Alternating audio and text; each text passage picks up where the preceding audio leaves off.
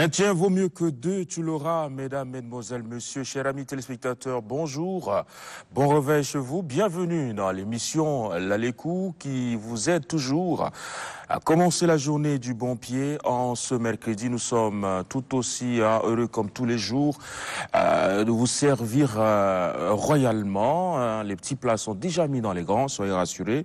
Comme toujours, l'émission promet être rebondissante avec une pléiade d'invités et puis voilà, diverses rubriques.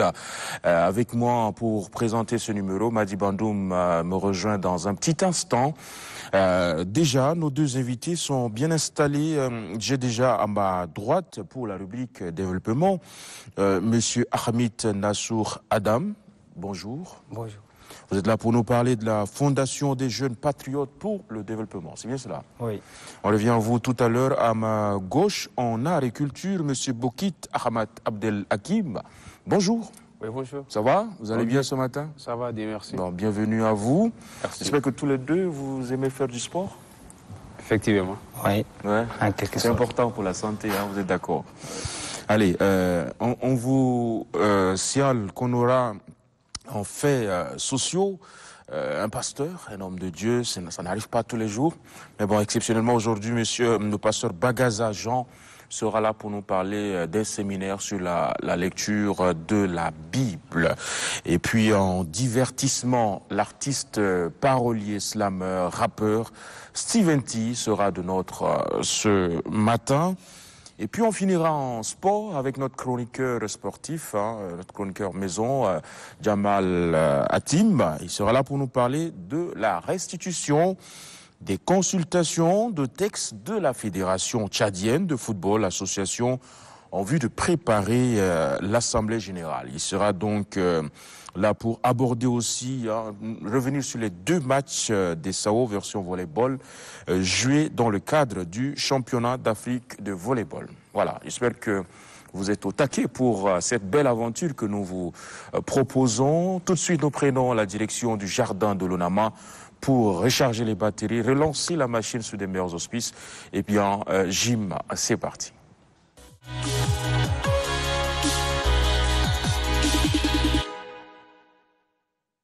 Allez, vous êtes prêts? On s'échauffe, on se tire sur place.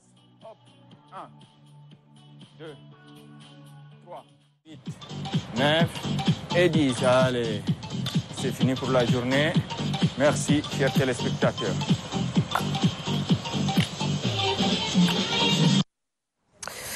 Et voilà pour la séance sport. J'espère que vous avez aussi passé un très bon moment. Mesdames et messieurs, bonjour et bienvenue à tous dans cette matinale. Toujours un plaisir d'être avec vous, de partager des moments, des instants formidables et inoubliables avec vous. Et comme l'a dit tantôt Parfait, nous avons deux invités sur ce plateau. Et donc, pour nous répéter un peu en développement, nous sommes avec le président de la Fondation des jeunes patriotes pour le développement, qui est déjà là, Monsieur Hamid Nassour. Adam, bonjour et bienvenue. Bonjour, merci. On sera à vous tout à l'heure. Et ensuite, en agriculture, nous avons M. Bachit Ahmad Abdel Hakim, qui est déjà bien installé. Donc, avec lui, nous allons parler de la prise de parole en public. Ça se passe comment? Ça va bien passer. Là, vous êtes tranquille? Je suis tellement tranquille.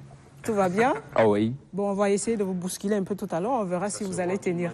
Je suis toujours prêt. Il est prêt? Ah oui. D'accord, à tout à l'heure alors. Juste le jingle et on revient.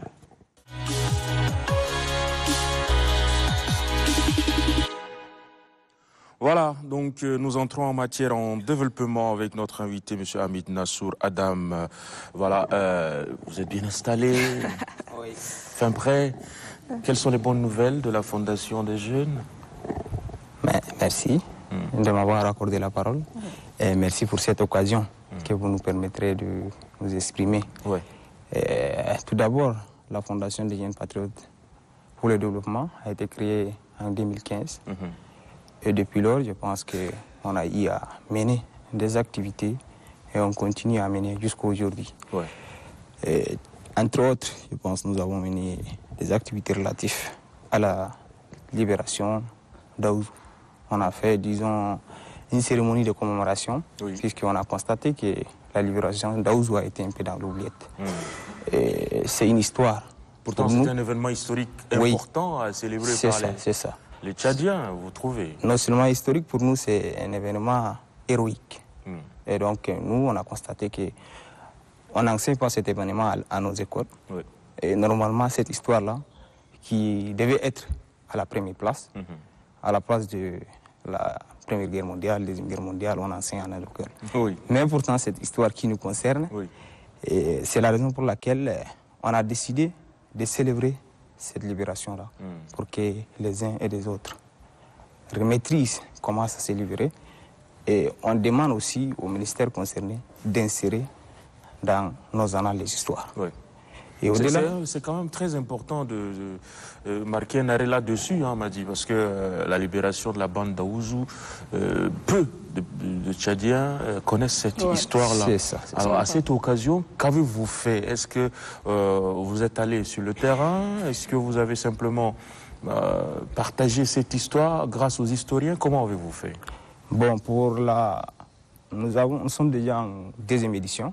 Je pense que l'année prochaine, nous célébrons la troisième édition. Pour la première édition, nous avons fait sous forme de point de presse, conférence de presse plutôt, avec les journalistes, et ça s'est fait au niveau des maisons des médias. D'accord. Et pour la deuxième édition, qui s'est passée en 2 février 2023 plutôt, au niveau de la Bibliothèque nationale, on a fait sous forme de cérémonie officielle.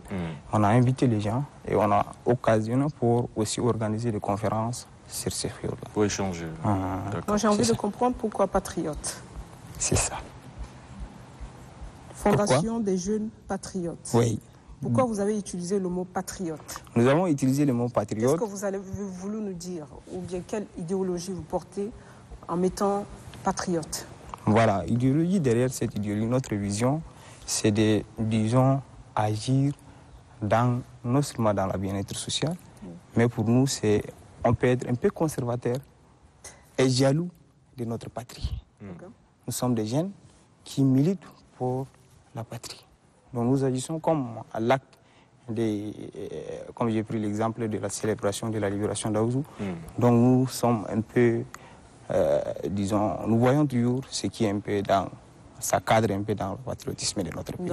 Donc c'est ça. On peut comprendre un peu quel sera le contenu de cette cérémonie, célébration de la libération de la bande d'Aouzou. Concrètement, il s'agira de quoi? Merci. Donc cette cérémonie, nous avons procédé ainsi. Première étape, nous avons d'abord cherché à faire témoigner, disons, ceux qui ont pris part à cet événement, tels que le général Gouara Lazou était là et d'autres étaient là. Ensuite, nous avons aussi suivi par une conférence de débat sur le thème relatif à la libération d'Aouzou. Libération d'Aouzou, pour nous, c'est un acte patriotique et un acte citoyen. Donc, c'est dans ce cadre-là que nous avons organisé une conférence de débat. Et à la fin, nous avons fait des recommandations à nos autorités. En quelque sorte, d'abord, comme je dis, il faut ajouter cette histoire dans notre histoire pour enseigner à nos enfants. Ça, c'est le premier point.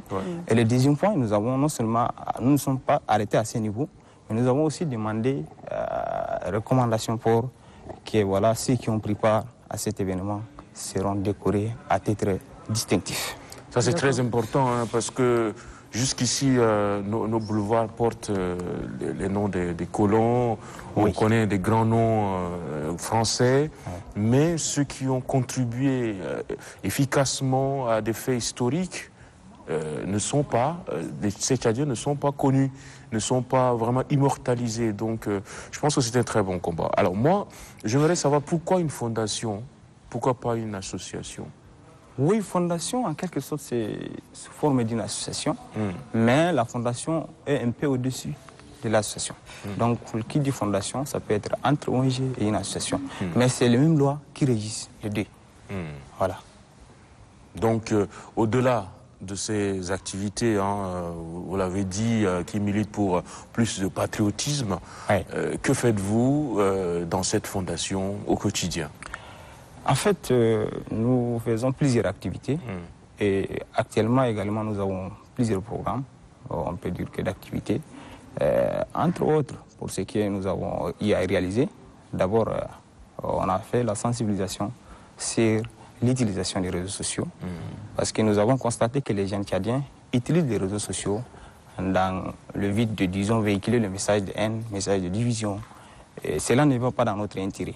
Donc c'est la raison pour laquelle on a sillonné un peu la ville de Djamena, surtout au niveau des établissements, pour transmettre le message de sensibilisation afin que ceux-là utilisent les réseaux sociaux dans les bonnes conditions.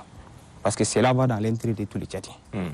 Et au-delà, lors de mise en œuvre de nos activités, nous siégeons au niveau du 7e arrondissement. Nous avons constaté que voilà, les organisations qui se trouvent au niveau du 7e arrondissement agissaient un peu dans la disparate. Et cela ne nous aidait pas. C'est la raison pour laquelle nous nous sommes réunis, les différents leaders des différentes associations qui se trouvent au niveau du 7e. On a mis en place une coordination. Ce qui veut dire qu'il y a une coordination qui coordonne les activités. Comme on dit, l'union fait la force. Donc on a mis en place cette coordination en 2022. Et depuis lors, on a eu à mener des activités ensemble avec les associations, surtout pour ce qui est de la salubrité avec la commune du 7e arrondissement. Et il y a de cela 2 semaines, avec nos collègues des autres arrondissements, on a eu à mener des activités de salubrité avec la mairie centrale au niveau du marché de Mille.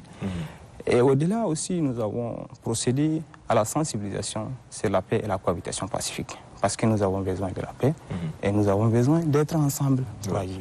Donc nous avons sillonné différents établissements qui se trouvent au niveau du 7e pour transmettre ces messages-là. Et non seulement transmettre le message, mais nous avons profité de l'occasion pour désigner les ambassadeurs de la paix. Parce que c'est là, nous, on a jugé utile de désigner certains élèves comme ambassadeurs de la paix, de les former, de les décorer. Nous avons, je pense, procédé à leur décoration et à la formation, et ils reviennent maintenant à leur base respective, ils transmettent le message de la paix. Donc, en quelque sorte, c'est ce qu'on est en train de faire. Et au-delà, maintenant, aujourd'hui, on est en train de travailler avec Office national d'emploi, promotion d'emploi, Agence nationale de volontariat, pour voir, parce qu'on peut dire que le 7e, c'est un des arrondissements qui abrite, on peut dire, que plus de chômeurs. Donc on peut voir, on est en train de voir comment trouver une solution pour, même si ce n'est pas d'une manière employée définitivement, mais chercher des expériences. Il faut expérimenter ces jeunes-là afin qu'ils trouvent facilement les emplois. Donc au niveau des ONAP, ils ont, je pense, un emploi, un programme auto-emploi qui permet aux jeunes qui ont des projets d'être financés auprès d'eux. Et il y a aussi un programme d'appui aux jeunes diplômés sans expérience, de faire des stages pour avoir d'expérience. Ils nous ont promis quelques places, je pense qu'on est en train de travailler avec eux. Et également avec Envol, et ils ont censé de recruter des volontaires. Et donc on est en train de travailler dans ce sens. D'accord. On voit que c'est beaucoup d'activités à la fois. Vous allez un peu partout, dans tous les sens.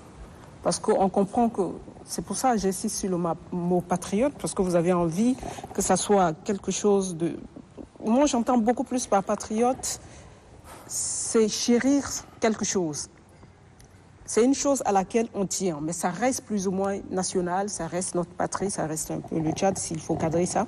Je vais revenir un peu en arrière sur votre cérémonie. Sachant que nous sommes une société, l'Afrique orale, comme d'habitude.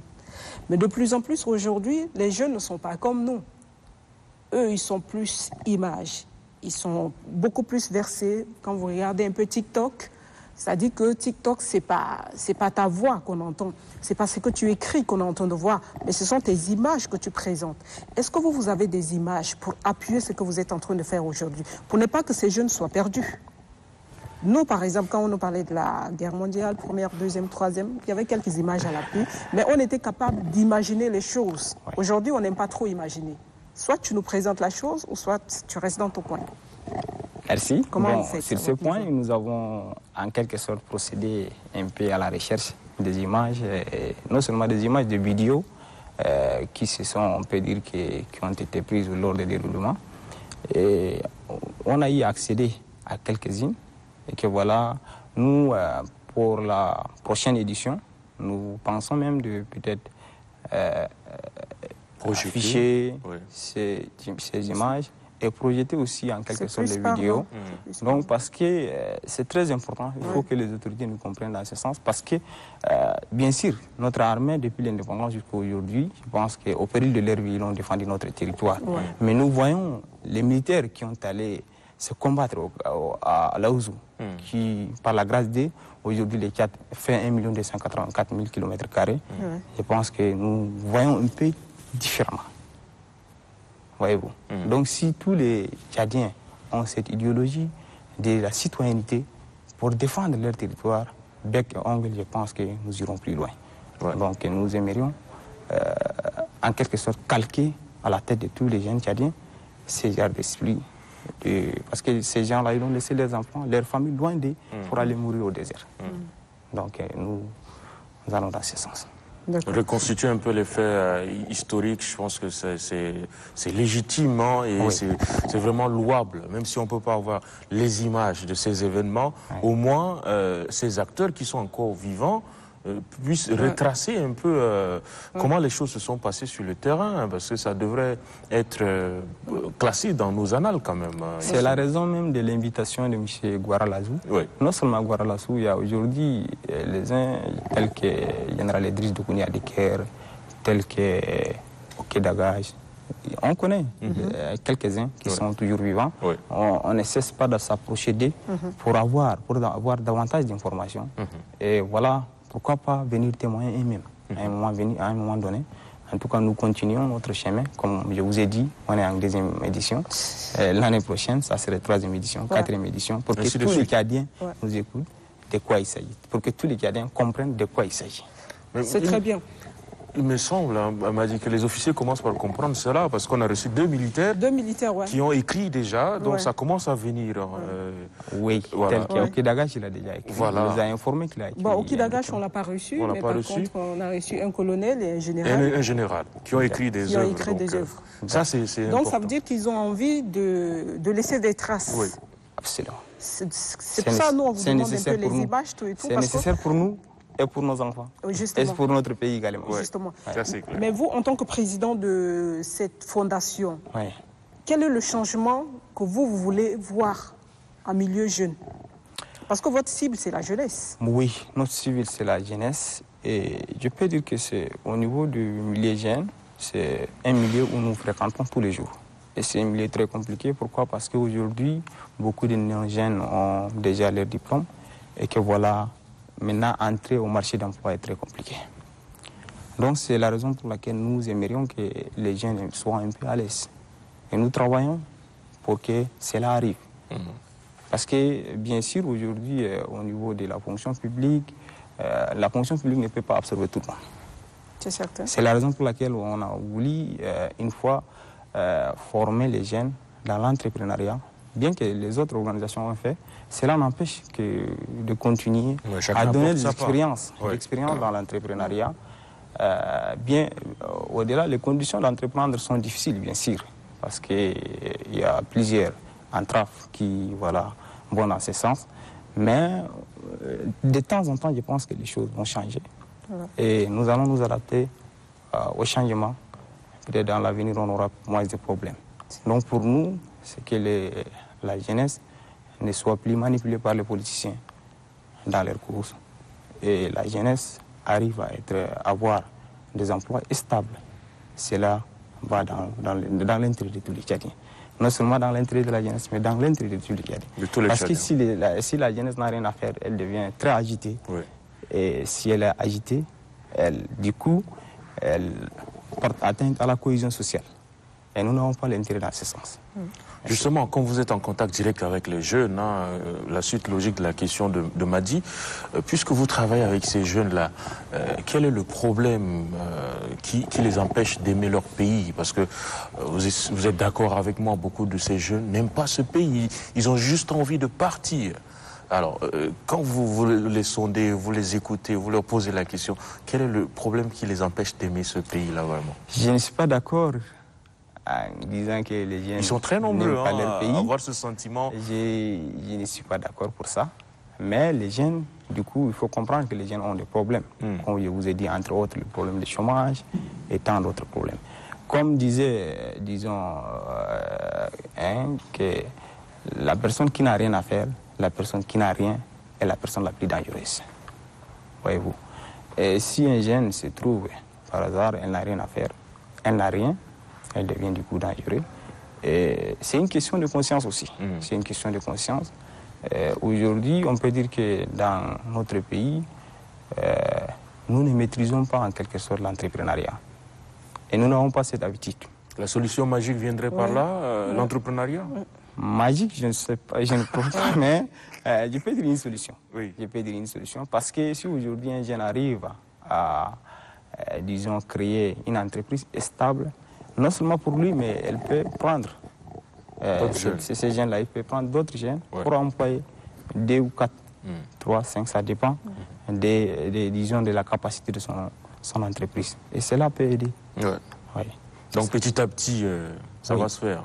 Espérons. Tout doucement. Espérons. Et Vous y croyez fermement Il faut se tourner vers l'entrepreneuriat. En tout cas, nous travaillons sur ça. Il n'y a pas de doute? Vous ne doutez pas un peu? Vous doutez? Il n'y a pas de doute? Ça va? Eh bien, doute et autres, là, ces questions, moi, je ne réponds pas, mais nous travaillons pour ça, c'est là. Vous allez répondre, Président, parce que vous êtes en train d'embarquer les jeunes dans un mouvement. Vous avez créé une fondation, donc allez, nous, on votre assurance rassure aussi les jeunes. Ouais. On ne peut que vous souhaiter beaucoup de courage. Merci. Ce mouvement n'a pas pour objectif d'embarquer les jeunes, mais pour nous, on a des objectifs clairs. Ouais. Cette fondation a été créée pour des objectifs et nous travaillons conformément à nos objectifs. Vous en êtes le président de la fondation? Oui, actuellement, je suis le représentant légal. Légal. Oui. Ah, donc nous parlons au boss. Mais c'est pour ça que je lui pose la question. Parce que c'est ça le leadership, en fait. C'est ça. Non, il l'assume. Quel est ton état d'esprit? Comment tu portes le projet? Comment tu la vois demain? Comment tu t'y mets? En fait, tout ça, c'est la motivation. C'est ça qui motive un peu les gens qui sont derrière vous. C'est pour ça que je vous pose la question. Il le faut. Donc, il ne faut pas la contourner, monsieur Hamid. Merci. Merci d'être passé. Merci beaucoup. C'est à moi de vous remercier. C'est gentil. Oui. Allez, on se tourne vers notre deuxième invité, voilà, juste après cette courte pause.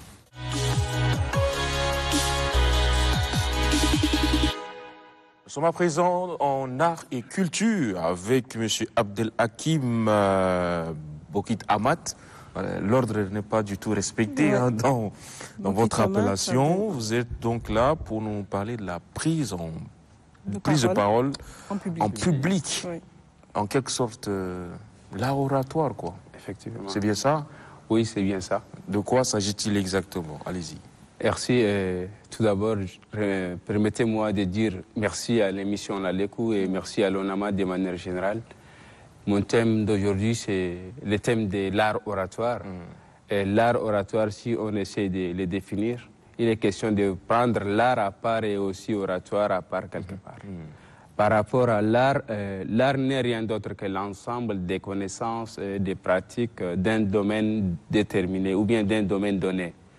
Autrement dit, c'est la manière dont vous vous exprimez. Pour oratoire, oratoire vient du mot oral, et oral qui n'est rien d'autre que les messages qui se transmettent de la bouche à l'oreille. En résumé, je peux dire que l'art oratoire n'est rien d'autre que le fait que vous prenez la parole devant le public et de l'exprimer. Merci. Et pour ça, pour arriver à bien s'exprimer devant un public, il y a des recettes, il y a des choses à savoir. Ça ne vient pas comme ça ne coule pas de source. Effectivement, si nous essayons de bien voir, certains gens pensent que l'art oratoire, c'est quelque chose qui est, comment dirais-je, comme un don Didier. Et moi, je dis non. Pourquoi? Parce que c'est à travers l'apprentissage qu'on peut prendre le courage et se mettre sur cet art oratoire. Par exemple, dans nos milieux de formation, on a l'habitude de former les jeunes sur plusieurs thématiques qui concernent l'art oratoire. Je citerai entre autres, par exemple, les techniques pour vaincre la peur et avoir la confiance en soi. Et nous avons aussi les modules de la préparation des discours. Après ça, on a aussi un autre module de la gestuelle et les types de voix. Vous savez que les voix sont de différents types. Il y a la voix basse, il y a la voix moyenne et il y a aussi la voix haute. Et nous avons également l'habitude de former les jeunes sur la posture et aussi l'autre là, la gestion d'espace. Donc, hormis ces thème ou bien ces thématiques citées, il y a d'autres thématiques qui concernent ce qu'on dit l'art oratoire.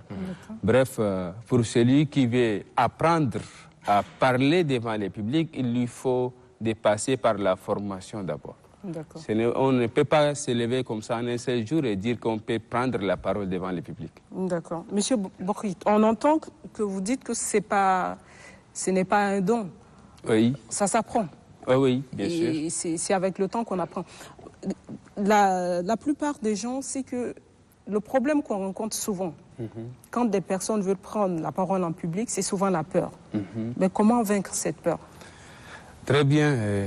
Comme j'avais dit, parmi les thèmes qu'on a l'habitude de les enseigner, autrement dit, de les former aux enfants ou bien aux jeunes, on a les techniques pour vaincre la peur et avoir la confiance en soi. Et la peur en est une chose qui occupe un grand pourcentage dans le monde entier. Selon la science a démontré qu'il y a au-delà de 75% des personnes qui ont la peur de prendre la parole en public. Et cette peur n'est rien d'autre que la sensation qui arrive à la personne lorsqu'elle rencontre quelque chose de nouveauté. Un exemple, si vous n'avez jamais passé par exemple ici à l'émission Lalekou, tout d'abord vous ressentez la peur. Dès qu'on vous tend les micros, vous ressentez la peur. Mais si vous avez appris des techniques pour se débarrasser de cette peur, vous pouvez, les appliquer. Mais au cas contraire, vous allez donner une intervention néfaste. Vous allez donner une intervention tellement mauvaise que les autres n'auront jamais envie de vous suivre. Vous voyez, n'est-ce pas? Pour solutionner cette peur, il y a plusieurs techniques. D'abord, il faut passer par la préparation. Parce que le thème que vous voulez venir l'exprimer devant le public est un thème bien déterminé. C'est un thème bien clair pour vous. Alors, il est question de se préparer depuis la maison. Prenez votre temps, lisez parfaitement ce que vous voulez venir l'exprimer devant le public et exercez-vous avec votre entourage.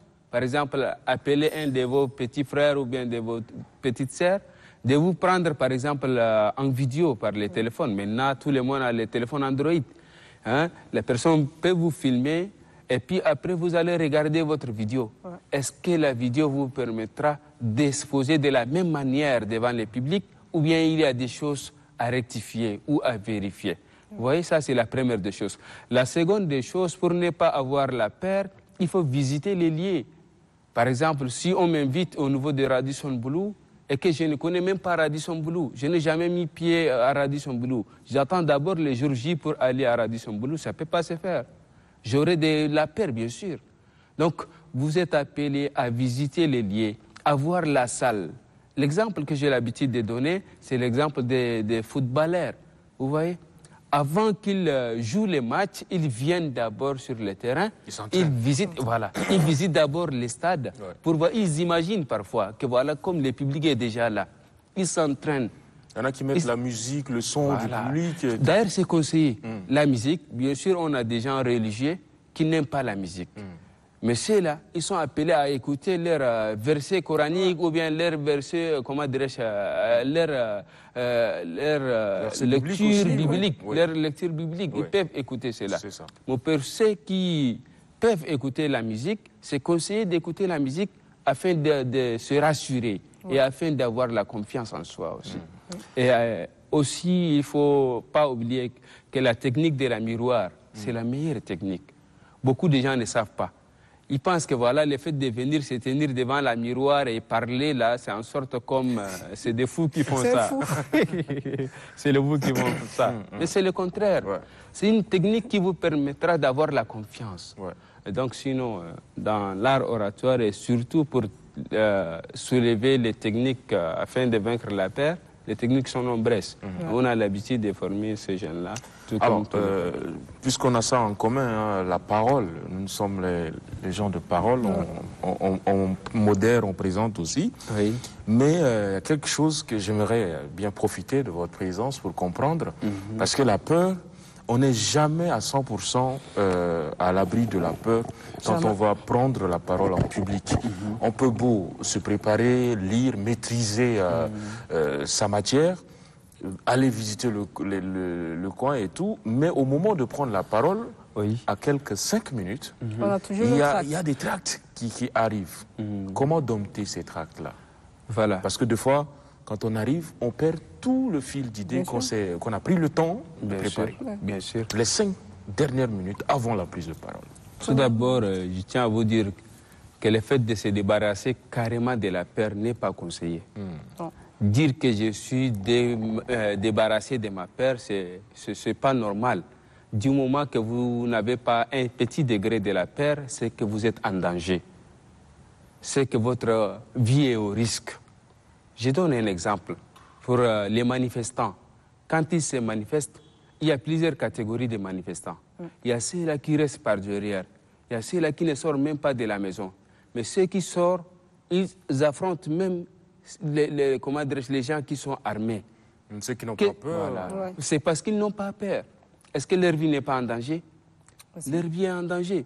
Il y a aussi les cas parfois des rebelles qui se manifestent par-ci et par-là. Et ces rebelles-là, qu'est-ce qui leur encourage d'affronter l'ennemi? C'est parce qu'ils n'ont pas la peur. Et leur vie est en danger également.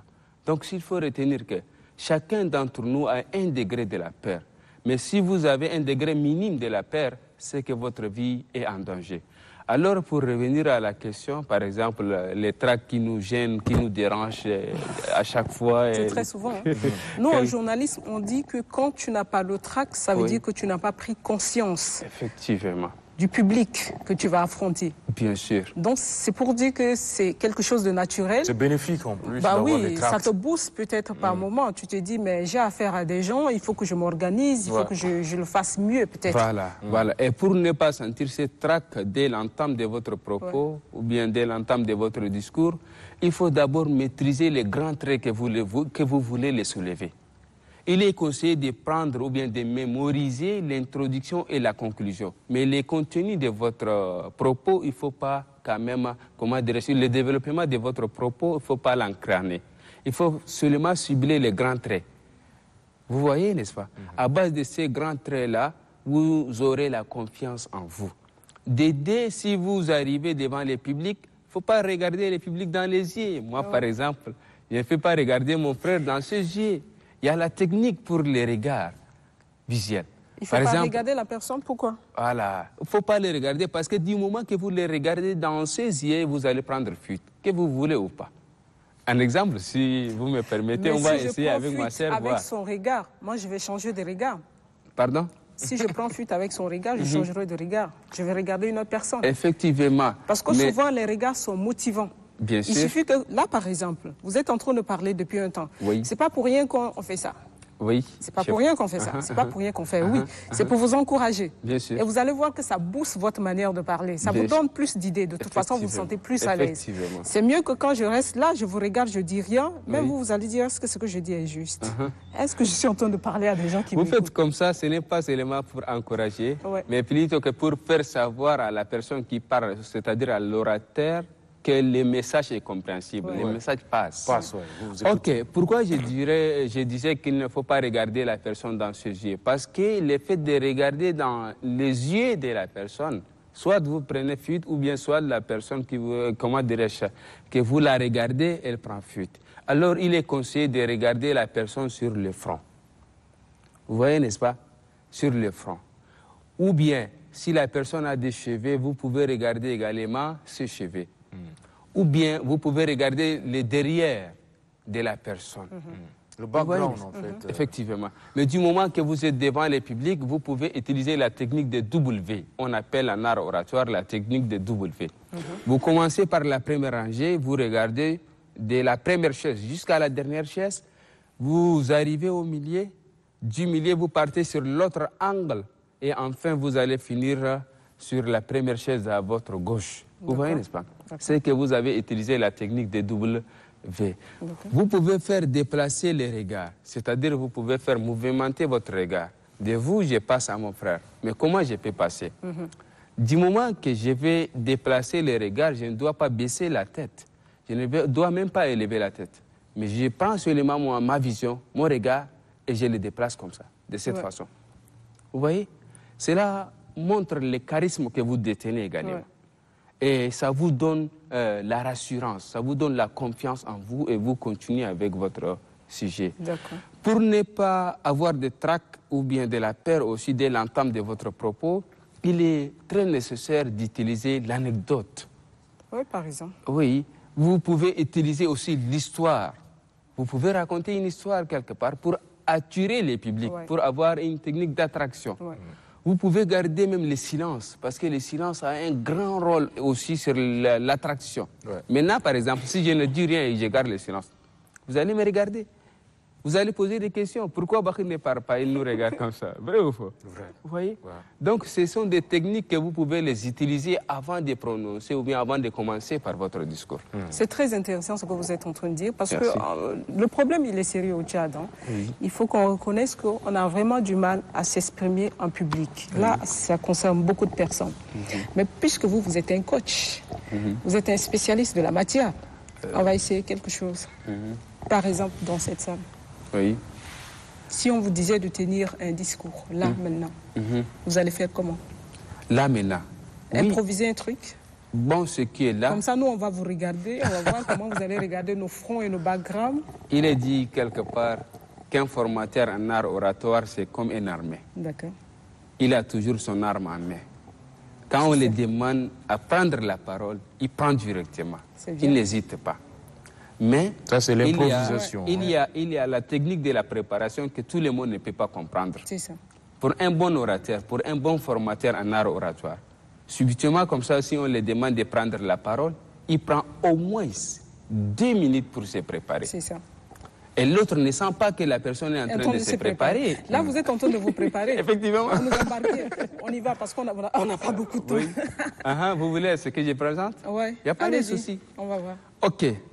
Je tiens debout ou bien je reste... Non, comme ça. Comme ça. Ouais. Merci.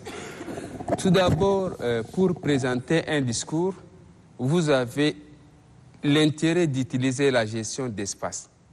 Et cette gestion d'espace a 6 points à respecter.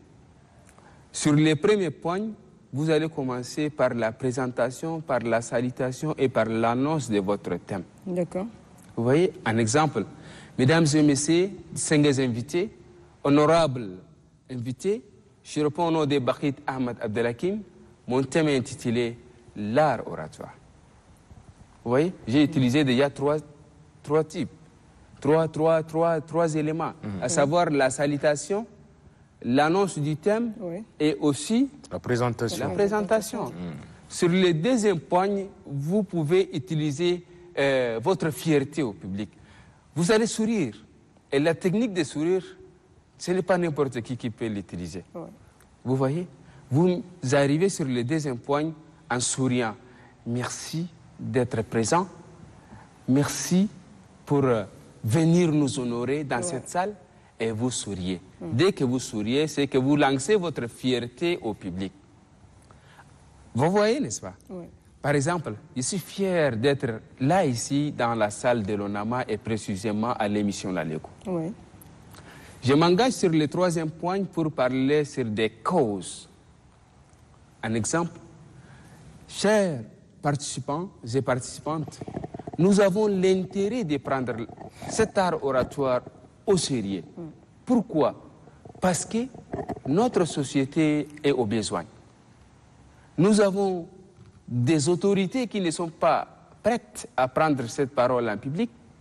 Nous avons des enseignants qui ont des lacunes sur la transmission du message. Nous avons également des problèmes, vous voyez, des élèves. Lorsqu'ils présentent leurs exposés, lorsqu'ils présentent leurs TD, travaux dirigés, ils rencontrent des difficultés sur cet art oratoire. Ça, c'est des causes que vous pouvez les soulever sur le point 3. Et après quoi, vous allez vous déplacer des points 3 pour arriver sur le point 4. Et sur le point 4, vous allez soulever les conséquences. Ne marchez pas sans toutefois dire ou bien sans toutefois prononcer un mot. Si vous voulez mettre pas, au moins ajoutez votre pas avec un mot comme ça. On marche en parlant. Arrivé sur le point 4, vous pouvez soulever les cas de conséquences. Vous voyez, on n'a pas l'habitude de parler devant le public. Non. Et ce qui nous provoque des problèmes. À l'extérieur, arrivé à l'extérieur, on ne peut même pas faire face à ce public qui se trouve à l'extérieur. On a des élèves qui se préparent parfaitement, mais arrivés dans la salle, ils ne peuvent pas exposer leur travail. Et des points 4, vous pouvez vous déplacer sur les points 5 pour parler des solutions. Vous allez envisager quelques solutions. Merci, merci beaucoup. On a compris, il faut donc marquer des points. Moi, ça, c'est ce que j'ai vraiment retenu. Oui. Faire une sorte de squelette dans la tête, savoir, quand on part du point A au point C, il faut passer par le point B, et puis voilà, avoir... Merci. Je pense que le message est plus que passé. Ouais. Monsieur Bokit Abdelhakim Hamad, la prise de parole en public, très important quand vous soulignez les politiciens qui ont peur de parler, les anciens qui ont des difficultés de transmettre. C'est vraiment un sujet important pour tout le monde. Parce que d'un moment à l'autre, on est toujours appelé à prendre la parole en public et autant maîtriser. Que ce soit en famille, partout, on est amené à faire. Et le dernier message que j'aimerais lancer, surtout à l'endroit de la jeunesse, nous sommes appelés à prendre des formations en art oratoire afin qu'on puisse être prêts. L'avenir nous appartient et du moment qu'on n'est pas prêt à parler devant le public, on ne peut pas réussir. On doit se mettre sur la formation de l'art oratoire afin qu'on puisse être prêt. Je vous remercie. Merci beaucoup, M. Bokit. Moi, je pense que c'est un sujet très important, très important. J'ai testé un truc, excusez-moi la régie, c'est qu'il y a des gens qui s'expriment beaucoup sur Facebook, qui écrivent beaucoup et qui sont très virulents d'ailleurs. Donc tu te dis que quand tu feras face à cette personne, tu ne vas jamais t'en sortir. J'ai fait exprès, j'ai dit je vais inviter ces gens à l'émission. Ils me disent non, mais écoute, moi j'écris, mais pour parler aux gens, j'arrive pas. Ah, tu sais pas parler aux gens en public, mais tu as le temps quand même de les écrire et de les insulter.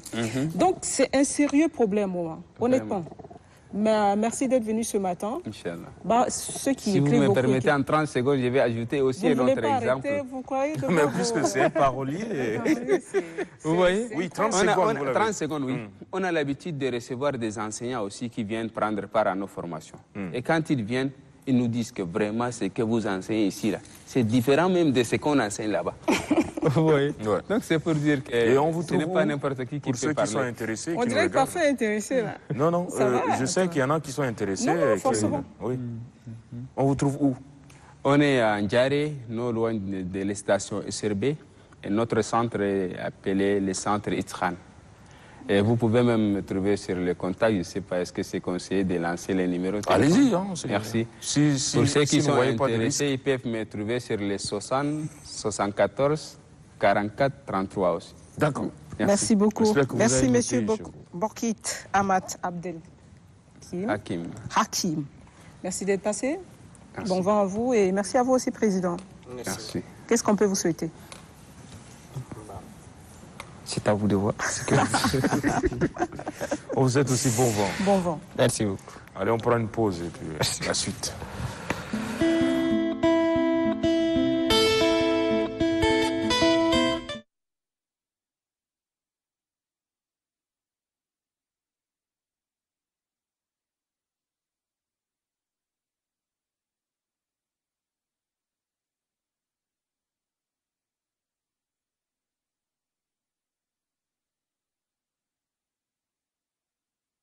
De l'armoire, on avait tous très hâte cette personnalité de le voir. Maman nous fait porter le plus. Et puis t'es banni. Le comportement de maman vers nous a durci. Pareil qu'il vient du pays des blancs et que même lui est un blanc. Que même lui est un blanc. On reçoit aujourd'hui quelqu'un de très important. C'est qui? C'est tonton le blanc.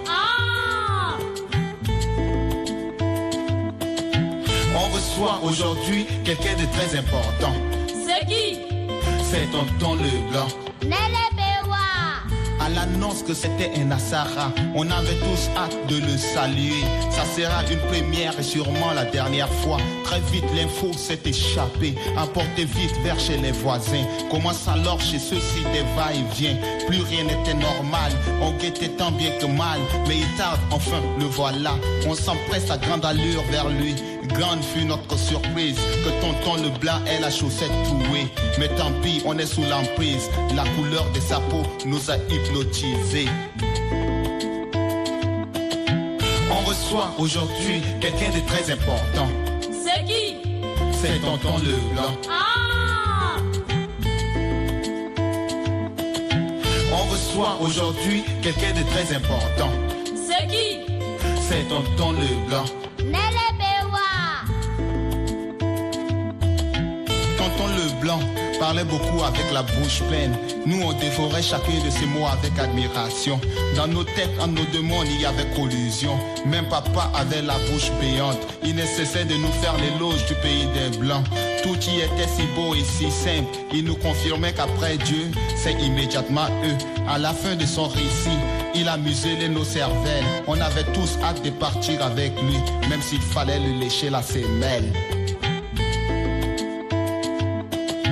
On reçoit aujourd'hui quelqu'un de très important. C'est qui? C'est tonton le blanc. Ah! On reçoit aujourd'hui quelqu'un de très important. C'est qui? C'est tonton le blanc.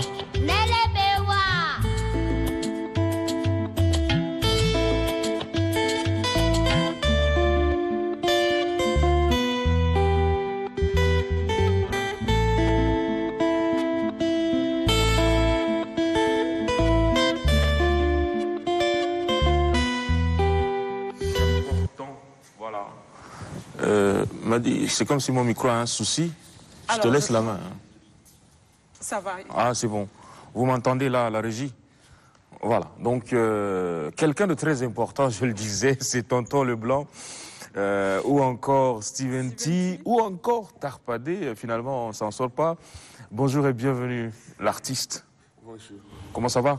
Oui, ça va, ça va. Finalement, c'est Tarpadé. Oui. Aux dernières nouvelles. Hein. Aux dernières nouvelles, c'est Tarpadé. Voilà. On vient de voir dans le clip Steven T, tonton Leblanc. C'était quoi le message de cette chanson? En fait, tonton Leblanc, c'est une métaphore pour un peu me moquer des gens qui sous-estiment la peau noire et qui élèvent la peau blanche par rapport à la peau noire. Parce qu'on pense généralement que ce que le blanc fait est bien meilleur que ce que le noir le fait. D'accord. Et on est souvent complexé dès qu'on voit le blanc. Ouais. Alors on revient à vous tout à l'heure. Hein, l'autre invité avec nous, Madi. Ouais. Il s'agit du pasteur Bagaza Jean. Bonjour. Bonjour. Ça va, vous allez bien ce matin? Je vais très bien. D'accord. Et vous-même, vous allez bien? Oui, ça va, Dieu merci. Okay. Alors, vous êtes là pour nous parler d'un séminaire que vous organisez pour la lecture de la Bible. Bien sûr, c'est un séminaire que nous avons l'habitude d'organiser tous les années. Et c'est un séminaire qui est très important pour la vie chrétienne, la lecture de la Bible. Ouais. Allez, on prend juste une virgule et on revient à vous. Merci.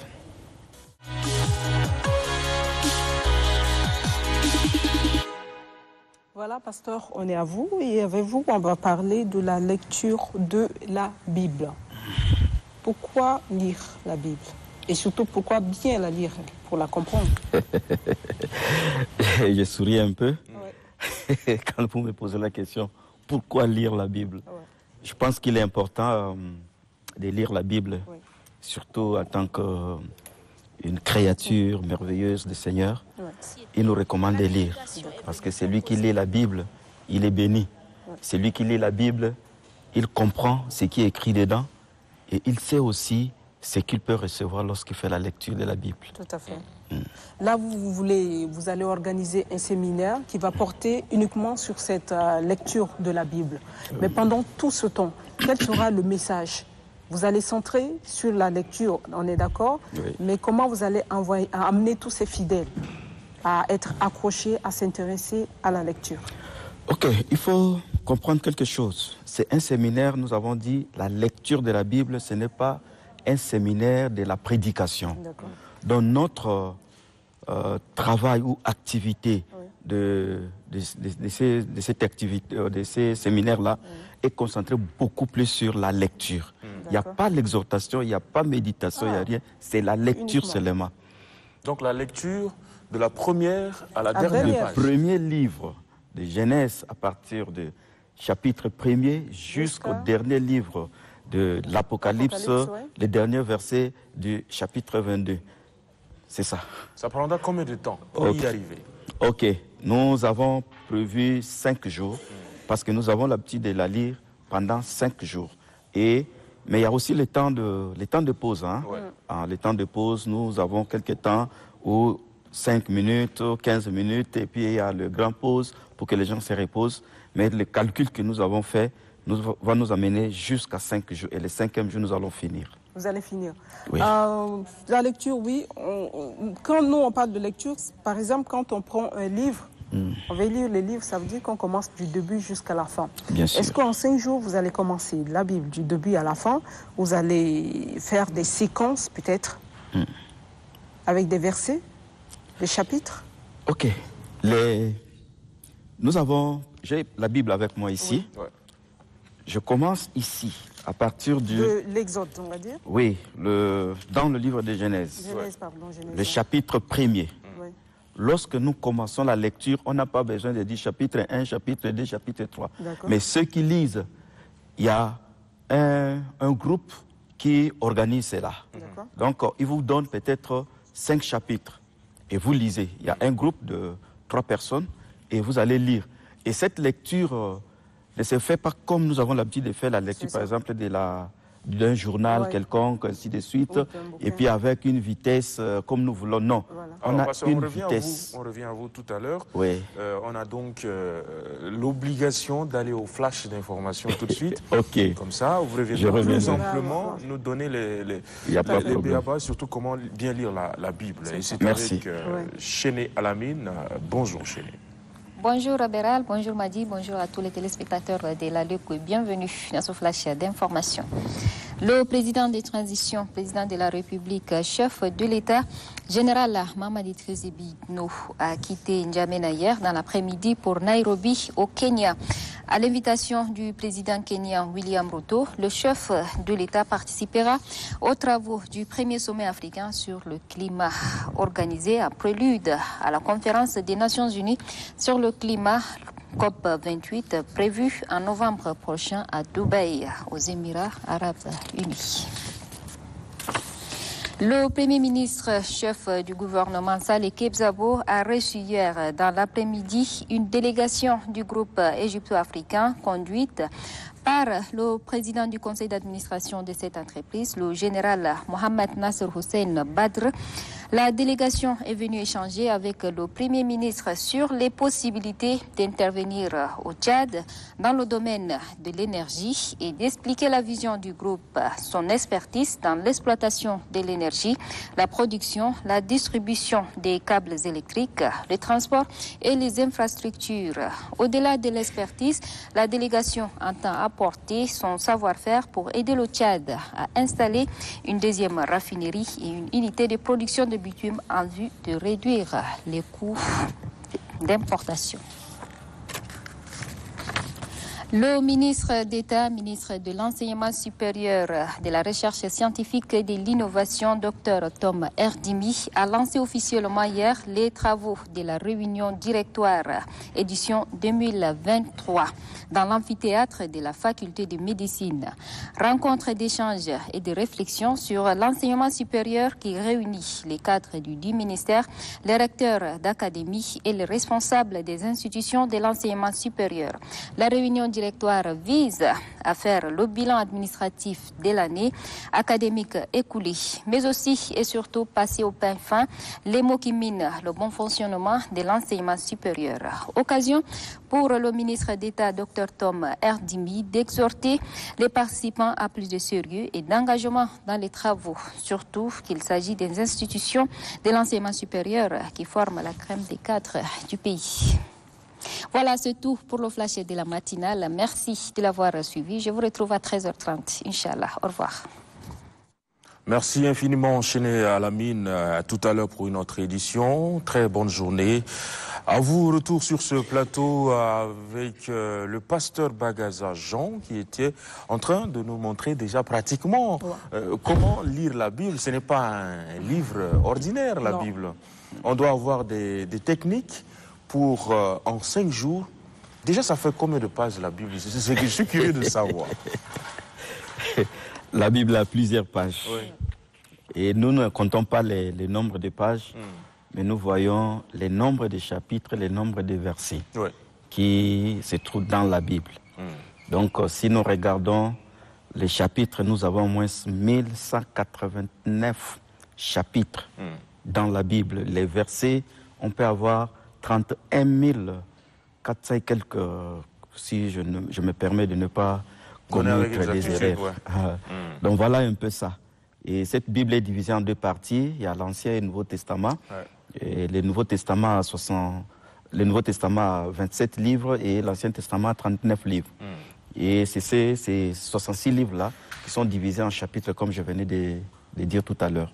Alors, je disais, c'est un livre, pas comme tout autre livre, et on ne lit pas aussi comme nous avons l'habitude de lire peut-être un journal quelconque. Et ce séminaire a aussi sa technique.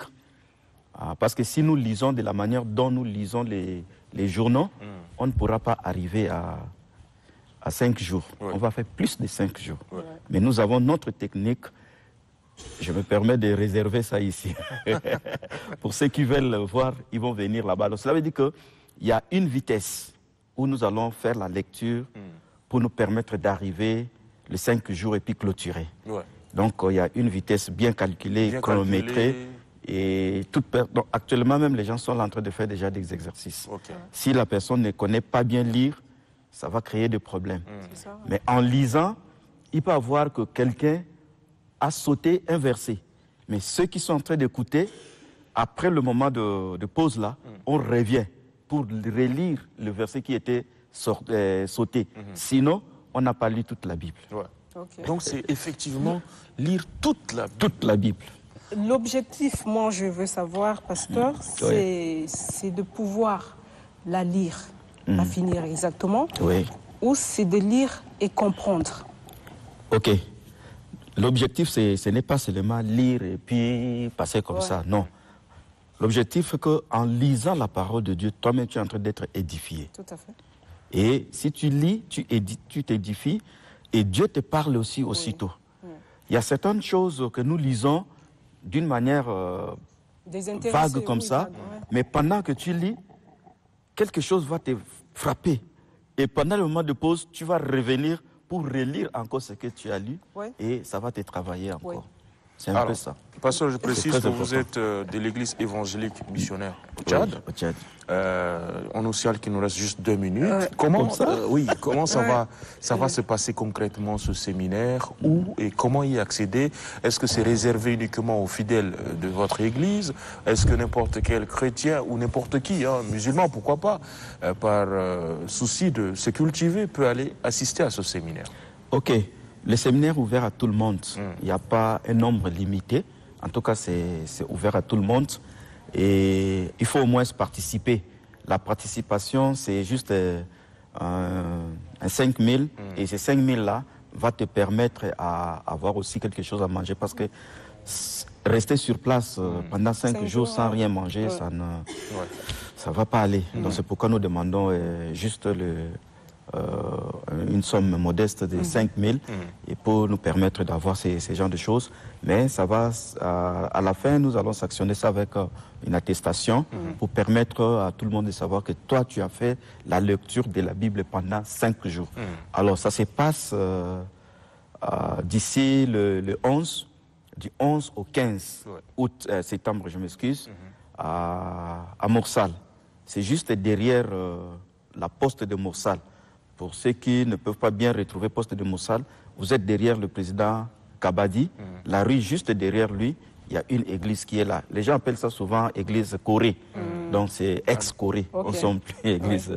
Donc c'est là où ça va se passer. Mais l'ouverture, c'est le dimanche à 15h. Le dimanche à 10 à 15h.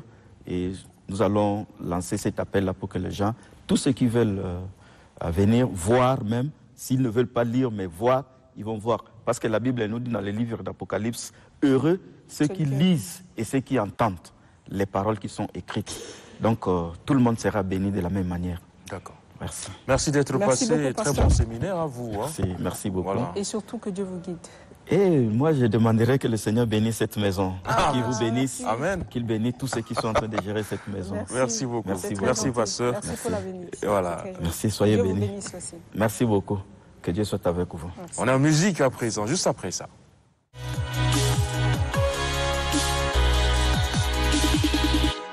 Tonton Leblanc. C'est bizarre quand je vois Steven T. Moi, ce nom, je ne retiens pas du tout parce que je garde toujours Tonton Leblanc. Ça, c'est un morceau quand même. On a aimé, hein. Honnêtement, on a aimé. Moi, personnellement, j'ai beaucoup aimé. Merci. L'histoire est tellement bien décrite, c'est toute une histoire, donc on voit à l'image, c'est magnifique, quoi. On s'attend à un Tonton Leblanc qui va arriver et puis qui va nous créer un miracle, si le pasteur le permet, on va utiliser, pasteur, qui va quand même changer les donnes, mais on se retrouve avec un Tonton Leblanc qui mange notre boule, là, mais peut-être même plus que nous encore, donc il avait faim, Tonton Leblanc. Effectivement. C'est pour, justement, comme je le disais, c'était une métaphore, c'était plus pour rire et conscientiser les gens que qu'on soit noir, qu'on soit blanc, c'est toujours on les est mêmes des humains. personnalités. Il y a rien, on est humain avant tout. La couleur de peau ne change en rien l'humanisme qu'on a en nous. Donc c'était pour ça qu'on avait fait ça. Donc, autant dans le texte qu'autant dans les images, on a voulu montrer clairement. Vous voyez que Tonton Leblanc arrive et puis tout le monde est en train de voir sa peau et tout. Et on se rend compte qu'il a une chaussure qui est carrément déchirée. Et tout le monde avait honte de manger devant Tonton Leblanc, c'est réservé à Tonton Leblanc. Il se mettait à l'aise pour manger copieusement et mieux que les autres. Donc, à son arrivée, ils se sont mis à tout nettoyer, à obliger les enfants à bien s'habiller et tout. Mais lui, il ne voyait pas tout ça. Lui, il était venu, je suis arrivé dans une famille normale. Donc, il est resté concentré. Il est resté concentré. Il est resté lui-même aussi. Voilà. Et ça, c'est le complexe d'infériorité que beaucoup de Noirs, beaucoup de Tchadiens cultivent jusqu'aujourd'hui. On pense que blanc, c'est vraiment... C'est le top niveau. Le top. Donc, c'était pour montrer que autant le blanc, autant le noir, c'était la même chose. Donc, on a voulu rire, en même temps faire passer un message. En tout cas, ça fait rire.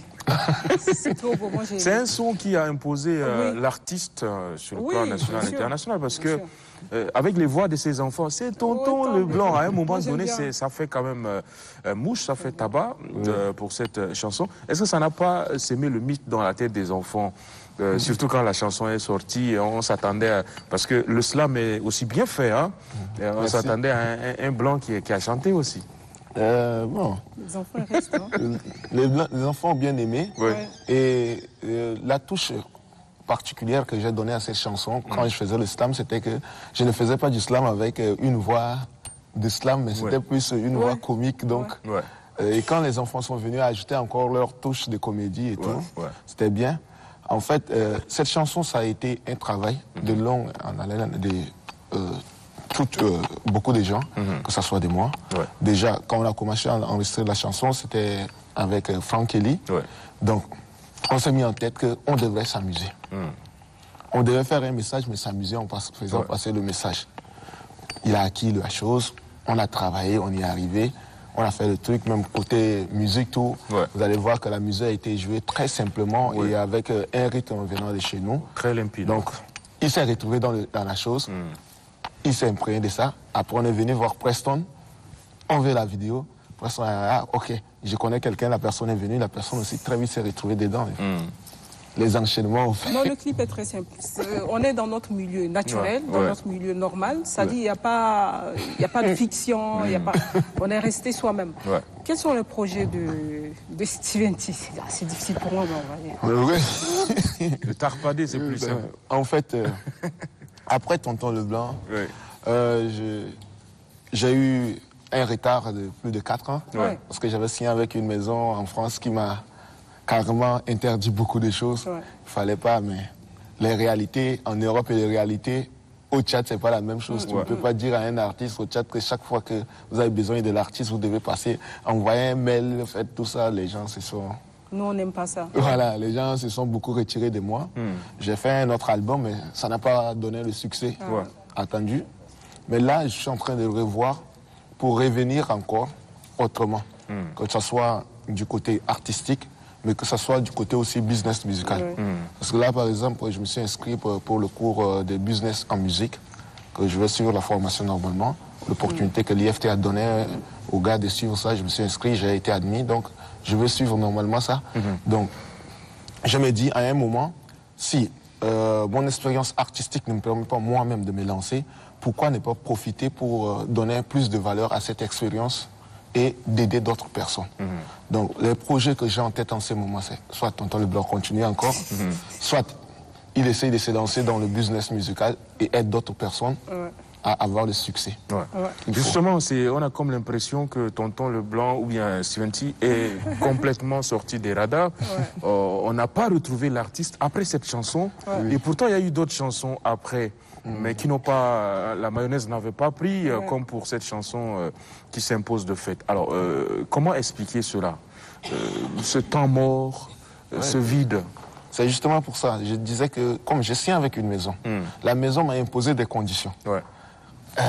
J'étais aussi un peu pris, je me suis aussi pris la tête un peu avec le succès, donc je suis resté dans cette lancée en me disant que il fallait que tu envoies un mail si tu avais besoin de moi à ton émission, il fallait que Laetitia valide. Même pas ça. Moi, je quand consulte très rarement les mails. Directement et puis après, nous, c'est vite. Voilà. Donc, Steven, on va revenir tout à l'heure à vous. On va libérer le pasteur. Pasteur, merci d'être passé. Merci beaucoup. Donc on... Mais on reçoit, pasteur. On reçoit. Merci beaucoup. On est gâtés. Hein. Merci. Il n'y a rien de tel que les bénédictions. Et vous êtes invité. Vous êtes invité. Inch'Allah, on sera là. Venez. Même si vous ne venez pas pendant le moment du séminaire, même à l'ouverture, parce que nous allons faire un extrait pour permettre aux gens de comprendre comment nous allons faire la lecture. D'accord. Merci beaucoup. On sera là. Allez, on va accueillir par la même occasion Jamal Moussa Hatim, notre chroniqueur sportif, qui vient avec des bonnes nouvelles certainement aujourd'hui. Bienvenue Jamal. Merci, Béral Parfait. Comment ça va? Ça va très bien, vous-même? Oui, ça va. Okay. Le sport, ça marche? Ouais, ça marche tout doucement. Ok. Allez, on revient tout de suite à toi, Jamal. Le temps de finir avec l'artiste Steventy. Alors, Steventy qui est... On a du mal, hein, on ne s'en sort pas avec l'appellation. Tarpadé qui est en train de viser aussi le business musical. Aujourd'hui, au Tchad, c'est difficile pour les artistes de vivre de leur art. Il y en a qui s'en sortent. Alors, avec un peu du recul, quel est le grand problème, le plus grand défi à relever? Je pense que le plus grand défi à relever, c'est justement de conquérir le public et de maintenir ce public. Ça, c'est le plus grand défi que nous avons ici. Parce que vous allez voir, généralement, un artiste sort, boum, une chanson qui marche beaucoup, tout le monde chante, tout le monde fait. Maintenant, après ça, pour maintenir ces mêmes succès, ça devient déjà difficile pour l'artiste de maintenir le succès. Donc, premièrement, il commence à se demander comment j'ai fait ce succès. Deuxièmement, il se dit, mais comment je dois maintenir le public? Et si le deuxième projet qui vient après ce succès n'est pas à la hauteur du premier, l'artiste chute. Entre-temps, lors de ce succès, nous avons aussi un sérieux problème, c'est un problème d'organisation et de management. Tu commences, dès que tu as le succès, tu commences à jouer partout, à faire partout. Et puis, très vite, les gens se lassent même de toi. Parce qu'on te voit partout, tu chantes toujours la même chose, tu fais toujours les mêmes trucs. Et maintenant, tu viens avec le deuxième succès, les gens disent non, c'est pas à la hauteur de ce que nous avons vu avant. Et tu ne peux pas continuer. Ça fait flop, quoi. Ouais, ça fait flop. Bon, on va quitter Tonton Leblanc, on va chanter quelque chose. En divertissement, quand on a les artistes, on ne les laisse pas s'échapper sans un freestyle. Ça fait longtemps qu'on n'a pas chanté, apparemment. Oui, ça fait vraiment longtemps. Ça va aller. Oui. On va essayer de faire un mix à capella. Oui, peut-être. showbiz ou saccage pour taire de notre image, nous demande de faire du rap qui appelle à l'alcool, au sexe, à la drogue, du rap qui vend de l'illusion. Pourtant, nous sommes de 16 ans, chacun sa vision, chacun sa mission. Ils en veulent à l'ascension de cette musique méprise, mais qui s'impose. Même virus et lâche pas prise. Ils se dressent et vexent face à la déculottée de leur faiblesse dans nos textes. Superbe performance, mes générations qui osent. Moi, j'ai pris le mic pour une cause. Yes. Ça rime bien. On voit que on n'a pas perdu. On n'a pas perdu encore la main. J'espère bien. Alors, quelle est l'actualité pour finir très rapidement, Steven T? L'actualité, c'est que actuellement, je viens de lancer une nouvelle chanson, Adieu, en collaboration avec Bocal. C'est pour rendre hommage à tous ceux que nous avons perdus. Parce que en ce moment, je me dis que je prête mes mots aux gens pour exprimer un peu leur douleur. Donc c'est cette chanson que je viens de lancer il y a de cela 12 jours. Donc, on va essayer de voir ces chansons. Est-ce qu'après il faut clipper? Après voir aussi d'autres collaborations pour essayer de revenir à la marche. En même temps, continuer avec les cours pour essayer de se performer aussi. D'accord. Bah, bon vent. Merci. Sans transition, on se tourne directement vers Jamal Moussa Hatim qui a des bonnes nouvelles pour nous aujourd'hui. Jamal. Ouais, merci Biral, parfait. Nous allons parler du championnat d'Afrique de volleyball senior homme qui se déroule en ce moment en Égypte du 2 au 13 septembre. Après avoir gagné le match, le Saoudi-Tchad ont gagné la Tanzanie le 4 septembre sur un score de 3-7 à 0. Hier, les Saouds sont inclinés face à la Tunisie par 0-7 contre 3. C'est où déjà? Là, on voit des très belles images. Hein? Ouais, c'était en Égypte. En Égypte, d'accord. En Égypte, ouais. Okay. Et donc, il faut les souligner. La Tunisie, c'est une grande nation du volleyball qui a déjà 11 titres consécutifs. Et donc, les Saouds n'ont pas pu vraiment faire quelque chose, ils se sont inclinés. Et donc... on est un peu habitué. Hein. Ouais, ben, les guerriers vont jouer encore le troisième match cet après-midi à 14h. Donc, on les souhaite bonne chance. Bon, oui. Et on espère, comme la dernière fois, Magie a dit, cette fois-ci, peut-être on va arriver au sommet. Donc, peut-être... On garde toujours l'espoir. Inch'Allah. Et on leur envoie de l'énergie possible, toute la force qu'il faut. Nous, on a envie que ça marche. Hein. Non, ça va marcher. On le souhaite. Ouais, on veut que ça marche. Oui, ça va marcher. Moi, je pense qu'en volleyball, il y a déjà une équipe très dynamique. Et ces garçons viennent des différents championnats. Il y a 2 qui jouent au Cameroun, un à Rwanda, un autre au Maroc, l'autre en Libye. Et ils sont maintenant...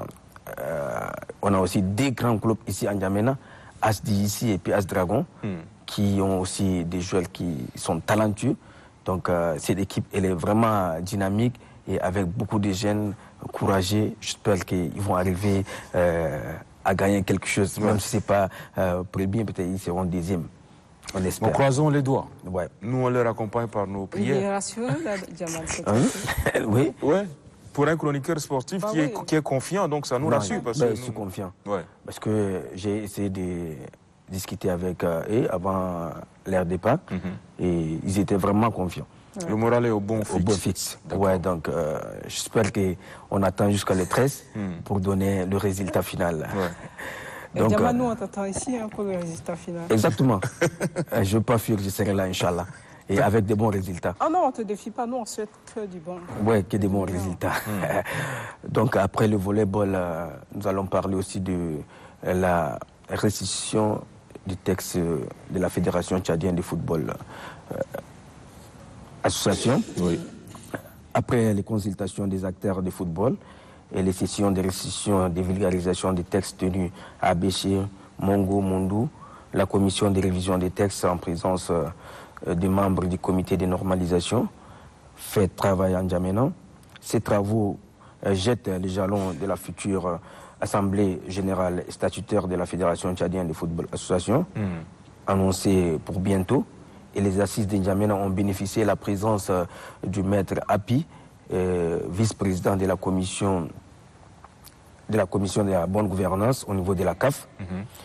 Les participants, ils ont échangé 10 jours du 4 au 5 en N'Djamena et beaucoup de choses s'y sont dites. Ils ont parlé à cœur ouvert et il y a eu des changements dans le nouveau texte qui a vraiment attiré l'attention des acteurs.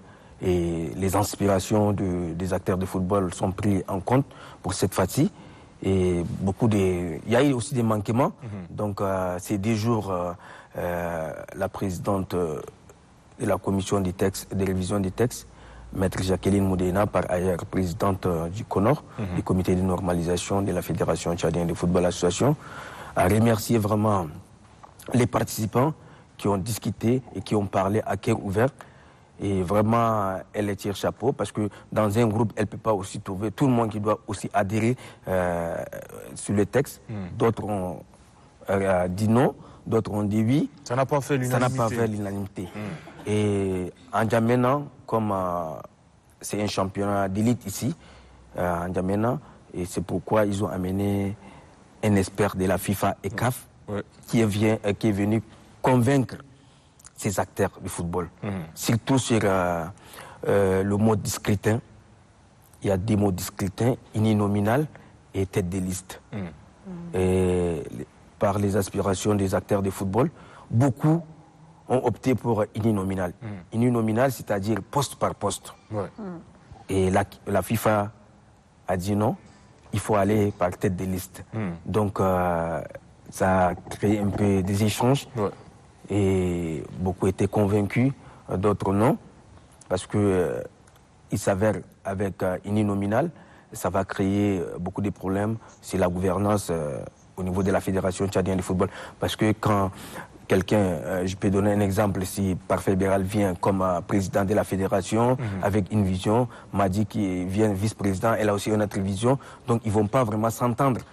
Et ça va créer, ça va susciter des réactions négatives et ça ne va pas aider vraiment le football tchadien. Aujourd'hui, la fédération internationale des FIFA, qui a donné une chance pour vraiment que les Tchadiens s'unissent pour donner la lettre de noblesse à ces footballs. On le souhaite, Jamal, parce qu'avec ces textes, on espère qu'on va vite aller à la mise en place du bureau de la fédération, parce que ça fait un bon moment qu'il y a ce comité de normalisation qui fait ce qu'il peut. Mais tous les Tchadiens se posent la question, quand est-ce que ça va décoller? Est-ce qu'on aura une fédération bien installée pour que le football puisse marcher au pays? Oui, Béral, il faut le dire quelque part, on a assez de problèmes au niveau de ces footballs. Donc si le comité de normalisation a pris assez de temps, c'est-à-dire qu'il ne gère que des problèmes. Il gère que des problèmes, parce qu'il ne veut pas que ça va encore revenir. Donc ces temps, il cherche voies et moyens pour donner vraiment des bonnes lignes de conduite pour l'équipe nouvelle qui vient venir peut-être s'installer au niveau de la fédération, qui peut peut-être diriger un football qui peut donner l'espoir ou pourquoi pas arriver peut-être à la CAN et à la Coupe du Monde. Et comme je l'ai dit tout à l'heure, la présence du maître Api, qui est un spécialiste, il a dirigé le CONOR au niveau du Cameroun et il a assisté aussi au CONOR au niveau de la Côte d'Ivoire.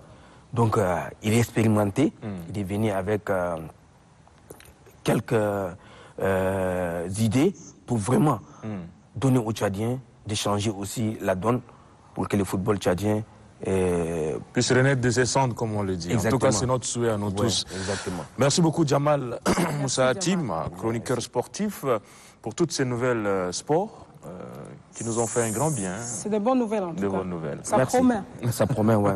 Ça promet. C'est ça. Ouais, ça promet. Voilà. Merci et à la semaine prochaine pour d'autres nouvelles sportives. Inch'Allah. Et puis faisons du sport, c'est important. Très important.